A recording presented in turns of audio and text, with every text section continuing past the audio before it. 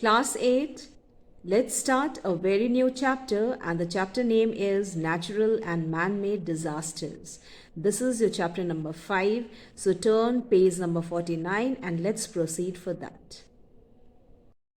A disaster. A disaster is a sudden calamitous event that seriously interrupts the functioning of a community or society and causes human, material, and economic and environmental losses. Though most of the disasters are often caused by nature, but some of the disasters can have human origin also. Right? So, a disaster means what? A disaster is a sudden calamitous event that seriously disrupts the functioning of a community or a society and causes human loss, material and economic and environmental losses also. Right?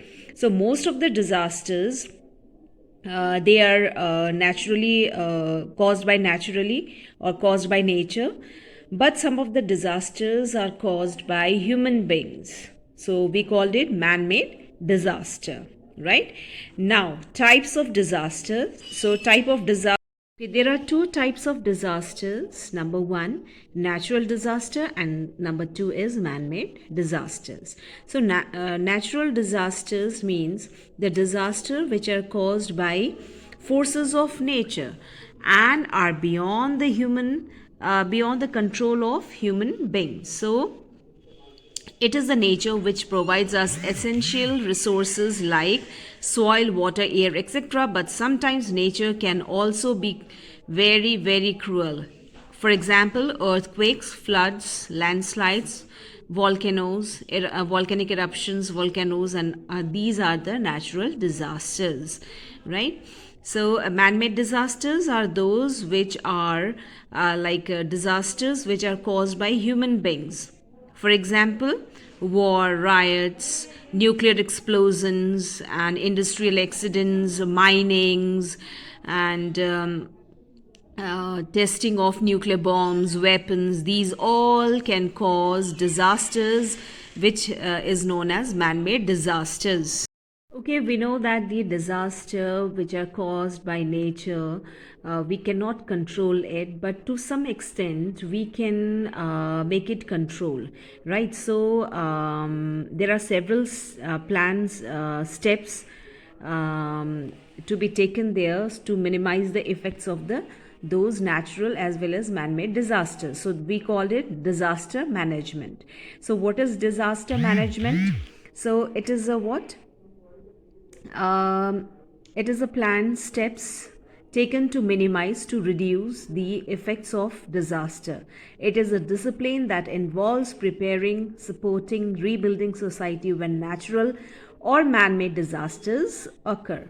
In general, it is the continuous process by which all individuals, groups, or communities manage hazards in an effort to avoid or minimize the impact of disasters resulting from the hazards. So we cannot stop the disaster, natural disaster and man-made disasters, but to some extent we can control it through a planned manner and a planned steps, right? So we called it disaster management. So that is a continuous process, and it is a continuous process by which individuals, groups, or communities manage hazards in an effort to avoid or minimize the impacts of those disasters.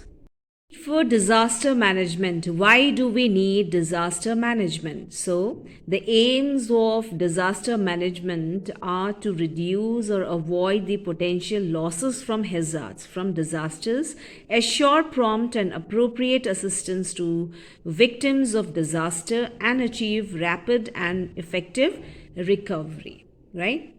Disaster management is an important component of all the communities. History has shown us that where communities have been prepared to face disasters, natural calamities, lesser lives have been lost. Less significant damage to the environment has occurred and property has been better conserved. That is why disaster management is must. Now, here are the phases of disaster management. Number one is mitigation, second is preparedness, third is response, and the fourth one is recovery. Now, mitigation, basic aim of mitigation is to minimize the effects of disaster through building codes and zoning, vulnerability analysis, and public education. So, awareness is very important. So, mitigation aims is to minimize the effects of hazards or disaster through building codes, zoning, vulnerability analysis, as well as the public education or public awareness. Second is preparedness. It focuses on understanding how a disaster might impact the community and how education, outreach, and training can build capacity to respond to and recover from a disaster. So, preparedness, to prepare yourself for any kind of disaster is a preparedness, right? Preparedness is actually the precautionary measures to help the people to get both physically tough, like physically tough, or the physical preparations as well as the training for the emergencies, right? Okay, now next is response. The aim of the emergency response is to provide immediate assistance, right, to maintain life, improve health, and supplies the morale of the affected, to support the morale of the affected populations. So the rescue, emergency relief are important components of response. Recovery, it is the fourth phase of the disaster management. So it includes actions taken to return to a normal or an even safer situations in an emergency. So getting financial assistance, temporary housing, medical care, medical first aid are important components of recovery phase, right? Okay, now next, let's talk about the first natural disaster, that is flood. A flood is an abnormal rise of river or any water body due to heavy rainfall, abnormal rainfall, tsunami or cyclone, etc. So floods are the most common and the widespread of all natural disasters. India is one of the highly flood prone countries in the world. Around 40 million hectares of land in India is prone to floods as per National Flood Commission's report. Floods cause damage to houses, industries, public utilities, and property, resulting in huge economic losses apart from loss of lives. Though it is not possible to control the flood because it's a natural disaster totally by adopting suitable structural and non-structural measures, the flood damages can be minimized, can be reduced, but cannot be stopped or controlled fully. Before a flood, now what can be done before a flood? This is the preparedness. So avoid building in a floodplain. Construct barriers, levees, beams, flood walls to stop flood water from entering your home. If a flood is likely in your area, listen to the radio or television for information. Know the difference between a flood watch and a flood warning. A watch means flooding is possible and a warning means it's occurring or will occur soon. So these are the precautions or precautionary measures to be taken before a flood. When a flood is imminent, so imminent means likely to occur, be prepared. Pack a bag with important items in case you need to evacuate. If you need to vacate that place, don't forget to include needed medications like first aid box as well as some medicines, first aid box, and your necessary items, and like water bottles, etc. So if advised to evacuate your home, do so immediately.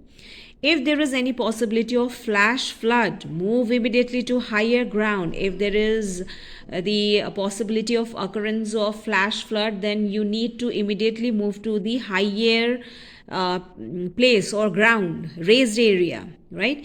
If possible, bring in outdoor furniture and move essential items to an upper floor.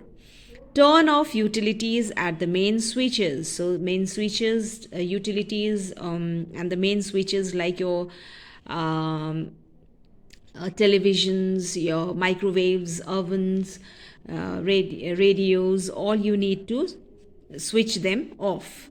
Now, disconnect electrical appliances. And next is the preparedness or the what to be done during a flood. Do not walk through moving water. As little as 6 inches 15 centimeters of moving water can make you fall. If you have to walk in water, wherever possible, walk where the water is not moving. Use a stick to check the firmness of the ground in front of you. So, this is very important. If you find stagnant water, then in that place you need to use stick, right? So, only walk in that place and you just check the firmness with the stick of the ground in front of you. Do not drive into flooded areas. If flood waters rise around your car, abandon the car. That means you leave the car and move to the higher ground if you can do so safely. Do not touch electrical appliances if you are wet or standing in water because you may have electrocution. So, electrocution means you may get electric shock if you are wet and if you touch the electrical appliances during flood. Now, next is after a flood.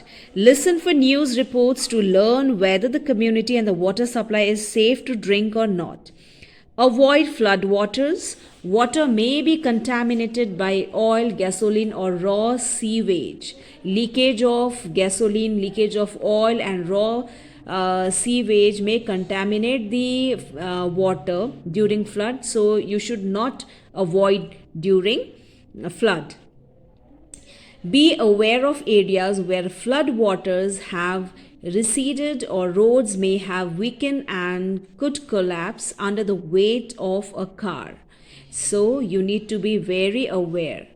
Return home only when authorities indicate it is safe. Otherwise, you keep staying away from those area which are prone to flood, right?